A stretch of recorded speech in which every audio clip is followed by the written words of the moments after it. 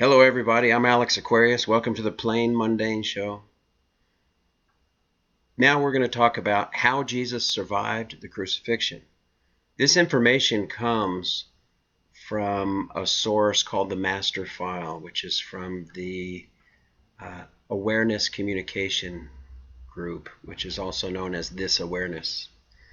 A lot of this information has been found in the East, in India, in Tibet, in what is today modern, I think, Afghanistan, east of Pakistan, and areas where Jesus was said to have lived, but with different names. And, we've talked before about what they call the composite entity that was made up by the Romans from several stories, as many as 8 or 9 characters that lived in different lands and regions and were... it's kind of like the Zeitgeist movie, and what is it? It's Horus, Dionysus, Apollyon, Jesus of Nazareth, Heysos. Who else? Mithra, Krishna. There's more. The Zoroastrian. All of these had a son born of a virgin who had 12 disciples that followed, whose life relates to the zodiac wheel and the winter solstice of the sun and sun worship. So it has to do with December 22nd through 25th, which is when he's born again or resurrects, which is what the Romans have promoted as resurrection, which goes back to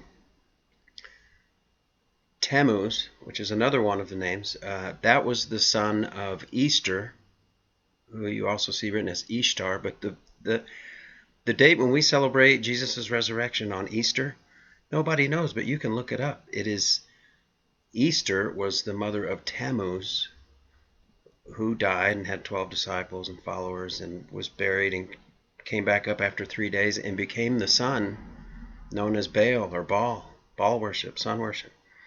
And the reason why on Easter it's the first full moon 28-day cycle after the spring equinox, which is all about fertility, because when they would go into the temple of Baal, which are these arches that they're putting up in London and New York City, they all represent the arch that was the entrance to this temple of Baal. It was about the Easter fertility ritual where they would have huge orgies.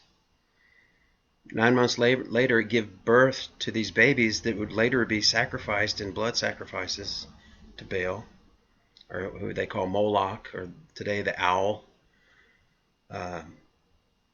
It's the pagan.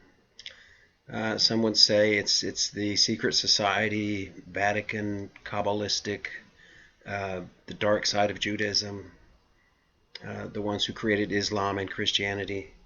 It all goes back to this stuff, folks. So please listen. It's interesting. This is history. You can find it. It's just that if you're a Christian like I am and was,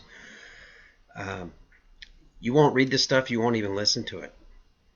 You don't know where to find it. And if someone mentioned it, you just go, oh, no. My prayers are answered and I know Jesus, But if you go back and you look at the history and what happened... Anyway, let me start reading. How Jesus survived the crucifixion. This awareness indicates it appears that the story of Jesus of Nazareth, that this entity had a following and was one who was crucified on the cross. That the entity Jesus of Nazareth in his sojourns had learned much from studying with Indian teachings. Let me interject here, folks, that when you hear people refer to Jesus or anyone as an entity, as a person, that comes from Maritime Admiralty Law, or UCC, Uniform Commercial Code. That's the way the people who study the bar talk, out of the bar in the city of London, in the Vatican. And all of your legal, the law of water rules over the law of land, and everyone is an entity. You're given a name under maritime law for you to be recognized by, to recognize your entity by the name that you were given on your birth certificate. That's another video we'll make, but you might know about the number on the back of your Social Security card if you're from the United States that tells where your sovereignty account lies in one of the 10 central banks. The 10 letters A through J start the number on the back of your Social Security card. Your name is in all caps because when it's presented back into the Federal Reserve Bank over 178 countries or whatever. It's the money's taken out of the world economy for your stay here as an entity on Earth under maritime admiralty law. And when your birth certificate is presented, you're dead, and that's why your name is in all caps. Because names are in all caps when a person is dead. When your birth certificate is redeemed, that's where the whole term redeemer comes from, and the Roman astrotheology story of what we're talking about now. Anyway, back to the article. I have to make some more videos. This entity, they're referring to Jesus, had learned, for example, the art of moving into suspended animation, and when the entity was crucified, he gave the appearance of being dead by moving into a state of suspended animation. I might also interject here, folks. I believe between the time he was 12 and 30, the missing parts of his life that we don't have, that were painstakingly removed and eradicated and taken away from our knowledge, or a period of that time was when he was in Tibet studying, which is where he could have learned how to walk on water and perform a lot of miracles. Once it was assumed that he was dead, he was removed and placed into a tomb and later resurrected. This awareness indicates that this is the entity who went with Mary Magdalene in the direction of France and England. This awareness indicates that the entity from Tyana went westward toward India, and many of his experiences later were associated with, and reflections of the story of Christ, and therefore it was presumed that he was the Christ. This awareness indicates that in understanding that these entities were each contributors to the story of Jesus the Christ, one can see how there could be many different forms of evidence of the story continuing in different directions. This awareness indicates it would also be possible for entities to trace Krishna through certain forms of evidence, to suggest that Krishna had moved into the time known as the Christian era and had reincarnated and was indeed the entity Jesus the Christ. The argument would be as such: there is a great similarity between Krishna and Christ. Therefore, because of these and these events, it would imply that Krishna reincarnated and carried on his work in the Holy Land during the time of early Rome.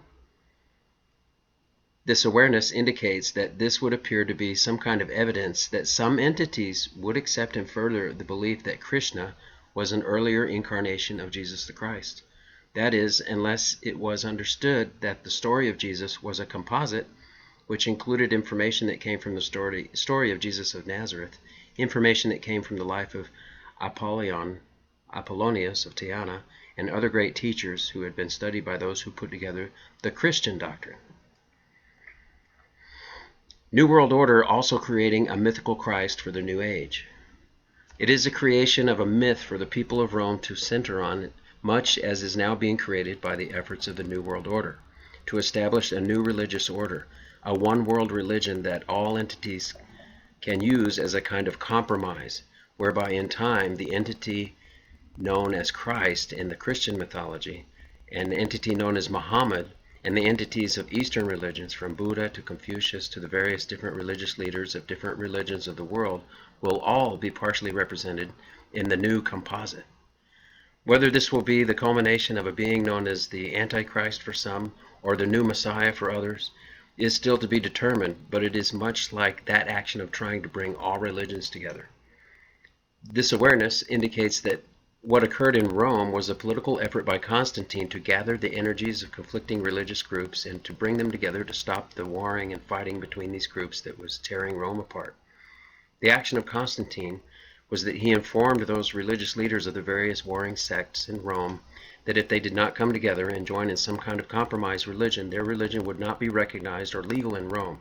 Thus, most of those came and put their best effort into giving their particular religious dogma and values and their deity into the compromise that was formed, which became the Holy Roman Catholic religion. Catholic, meaning universal. This awareness indicates that in this section, these entities were not totally satisfied. No one was completely satisfied, but each had contributed part of their religion, and they could feel secure that their religion would be preserved. Buried in the Christian religion, the name of Jesus was chosen as the name of the hero or centerpiece of the religion because it meant neither he nor she. It was a neutral word. I think Jesus, the name is also similar to the name Je suis, or I am in French, or Jesuit, which is a generic I am identifier of a person in first person, neither male or female. Okay, many names, including Zeus, were considered. There were those who had proposed the name Zeus, but many objected because Zeus was a Greek god and the Romans wanting nothing to do with Greek gods. Therefore, they sought to find a Roman name, or a name that was neutral, which Rome could use as its own god. And the name that eventually came to the forefront was the name Jesus, or Jesus, pronounced Jesus, H-E-Y-S-O-O-S, or H-E-S-U-S. And it was a Hebrew term that meant neither he nor she. It was neutral. The further name of Christ was originally Christos, Jesus Christos, and Christos meant the clear one, or enlightened one, or Jesus the enlightened one. Christ, I'm interjecting this here, Christ means the anointed one, as in oil, consecrated olive oil. The Christed entity had been traditionally recognized long before this time. The Greek had a character whose name was Krestus, the K-R-E-S-T-U-S, or crest, meaning the height or the top. And there were various other types of Christs. There were many Christs prior to Jesus. There was a black Christ, or Christed one in certain cultures, and other cultures had their version of the Christed one. In India, it was known as Krishna. This awareness indicates that Krishna is the Indian version of a Christed being. That would mean anointed, being Christed. There were many Christs prior to Jesus. This is true, folks. The term was used even as far back as Atlantis, and therefore when they sought for a further defining term to call their new composite in the new religion of Rome, the concept of Jesus Christos, Jesus the Christ, was the result, and most entities could accept that because they had no hostility toward either term. The value of the myth is real, but historically false. In other words, a man existed, and these stories come from many cultures as a composite, but historically as one story, it's false. Which I totally believe, folks. Listen to this. These 3 paragraphs. The value of the myth is absolutely totally real, and its effect on entities is absolutely totally real. But the historical aspects have been distorted so that when people speak of a shroud that covered Jesus, even if it were the genuine shroud, it might actually have been a shroud that covered someone else. Apollonius, perhaps, or some other entity who died upon a cross in the company of thousands, or otherwise who died upon the cross during that time. I'll interject here that if Jesus survived the crucifixion and escaped Israel after going into a trance on the cross and barely surviving, also he was brought healing herbs and minerals and liniments and ointments by Joseph of Arimathea and everything, who says his people couldn't roll away the stone. Somebody had to roll it closed, We hear only an angel could have done that. Come on. This awareness indicates that there was, of course, an entity whose name was Jesus, with an H, and this entity came from Nazareth, lived in the area of Nazareth, and therefore was an entity, Jesus of Nazareth, who was one of the various entities in the composite. But much of the information attributed to the composite was information relating to other entities. Apollonius of Tyana for one, Krishna for another, and the sun god of the Roman sun worshippers, Helios, or Tammuz, as another. This awareness indicates it realizes this is extremely confusing to many people. It does not expect entities to fully understand this. That means us. We are entities. Nor does it care whether entities accept this.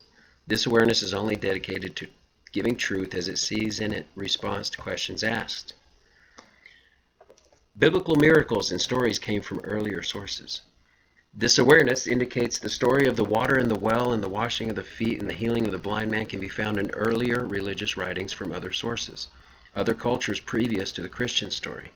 These are documented in earlier cultural writings from other areas of the world and were included in the Christian story as part of the total composite of a mythical creation that could serve as a religion for the Roman people.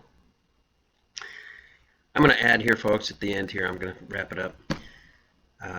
That painting that you may have all seen, the Bleeding Heart Mary, where she's holding the baby Jesus in her left arm. Her heart is open and bleeding, and she's stepping on a serpent or a snake. Let me tell you, if you start to study secret societies, Gnostic, esoteric knowledge, or Freemasonry, some of the most ancient paintings of the Renaissance and where they came from in their origins, that painting I just described existed before the man who was Jesus lived, perhaps thousands of years, 1600 to 3000 years before he even lived. And the story belonged to someone else from another culture as part of the composite. And I know that's the origin of that painting. It could have been a form of the Zoroastrian painting. It could have been about Apollonius from Tyana. But the baby born of a virgin, followed, killed by his people, resurrected the third day. Following astrology, when the sun comes back, between December 22nd and December 25th, the sun comes up in the same spot on the horizon in the southern hemisphere. It doesn't move. And then when it starts moving northward again towards the summer solstice, it begins to move again. So it comes alive. It's reborn. It resurrects. But it's the whole story of Tammuz. All of these stories talked about resurrection. What we need to believe in, folks, I'll just say the bottom line here, is there is a Christ. He perhaps reincarnated and came as several of these people or others, or maybe today he's going to come as someone else. Not necessarily as Jesus. It could be you, it could be me, it could be someone we already know, it could be someone who's born already. But maybe that being who comes from God's presence is a special, older, wiser spirit of ours from our spirit pre-existence, but reincarnates. Does not I don't think your body it's not that necessary for you to resurrect your body with the same minerals and elements that you had and put it back together coming up out of a grave. If you've studied the hologram that we're made of our particles, the protons, electrons, neutrons, and the cell structure, and how those points come from membranes from other dimensions up to what they call now up to the 11th dimension, which, and if you're a flat earther, you may believe in the above the firmament. And I've got a story where I actually went there. You look at my video when I met God in Christ. So I can completely understand and believe this, folks. Some of you might say, nah, this sounds all New Age. I'm not going to click off out of here. No. But I challenge you to look into it. Just rethink. Just remember that everything we've been programmed with that we call Christianity came from secret societies, what they call crypto Jews or converted Jews to Christianity that they created from the Canaanites who went into Babylon under Nebuchadnezzar, roughly, which they later created Islam to polarize, to have wars between Christians and Muslims. All of this is planned, but it's all the story of the guardians, the B negatives, perhaps. Those who were the priests of Amun-Ra, the priests of Melchizedek, the followers of Nimrod and his it's all that same fallen angel type bloodline of the ones who came and turned against God, or were the star that fell from the sky, from heaven. It talks about in Ezekiel. And that's who controlled the compilation of what we call the Bible. And even the churches and the Protestant churches, they created the universal church, and then the Protestant churches all come from that. So there are people who say they woke up and they're like me, and they're looking at some of the same sites I look at and studying the things I do, but they still say the Bible is the Word of God. And I just say, caution when you say that. Remember who put it together. There were over 2,200 scrolls that got redacted down to 66 books, and no one was satisfied, just like I just read. So I'll wrap this video up here, folks. It's interesting. I'm going to put out a lot more on these subjects. I like to go back into history and put out these. Please hit like and subscribe and ring the bell for notifications. And y'all have a great day.